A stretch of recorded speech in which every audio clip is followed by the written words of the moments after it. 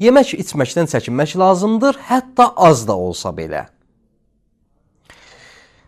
İstər bu adi şəkildə yemək məmulatı sayılsın, un kimi, çörək kimi,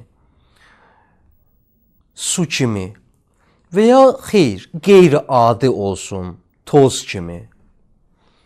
Hər halda o yemək sayılırsa, dediyim kimi lazım deyil yeyilənlərdən olsun. Amma yeyilənlər formasında insanın boğazından keçir mədəsinə daxil olur.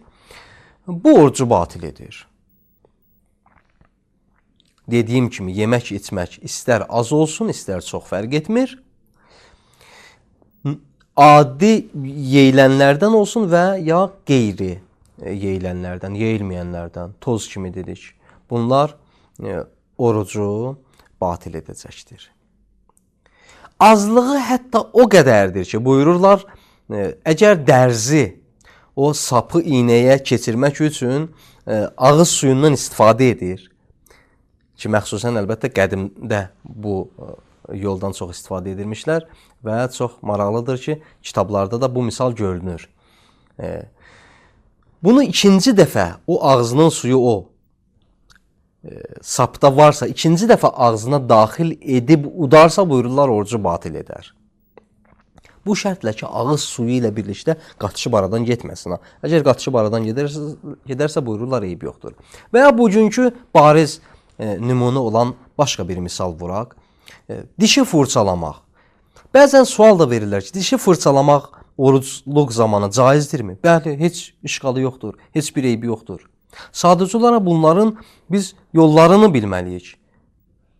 Bu tövsiyə olunur ki, elə ki biz səhər vaxtı yemək yeyirik. Bəli, tövsiyə olunur ki, biz yeməyimizi yedikdən sonra dişlərimizi təmizləyək. Vacib deyil. İnşallah gələn söhbətimizə elə bilirəm qalacaq bu söhbətlərin təfsilatı.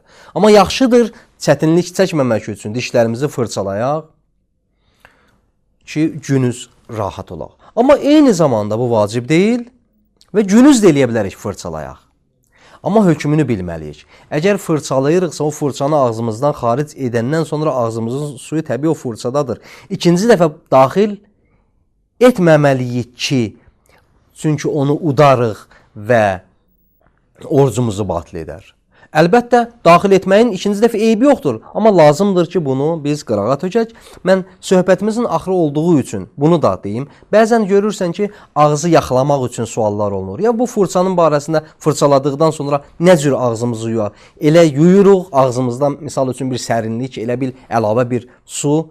Hiss edirik bunun orucun batil eləməsinə səbəb olur, olmur. Bu suallar çox olur. Mən söhbətimizin axırında bunu demək istəyirəm ki, bunlar mümkündür. Heç də vasvaslıq eləmək lazım deyil. Biz ağzımızı yaxaladıqdan sonra və ya fırçaladıqdan sonra bir neçə dəfə ağzımızı qarqara eləyib çölə tökdüyümüzdən sonra, yaxalayıb çölə tökdükdən sonra ağzımızda olan o ki, hiss edirik su var, onları bir növ somurub bir neçə dəfə çölə tökdükdən sonra elə bilirəm kifayət edir. Artıq insan yəqinə yetişir ki, ağzımda su qalmamışdır və lazım deyil ki, biz elə onun sərinliyini də aradan aparaq. Sərin də qalsa bunun eybi yoxdur. Burada bizim bugünkü söhbətimiz sona yetir. Sizin hamınızı Allaha tapşırıram. Sizdən Allah təbarək və təaladan sizin ibadətlərinizin və itaətlərinizin qəbul olmasını diləyirəm. Vəssalamu aleykum və rəhmətullahi və bərəkatuhu.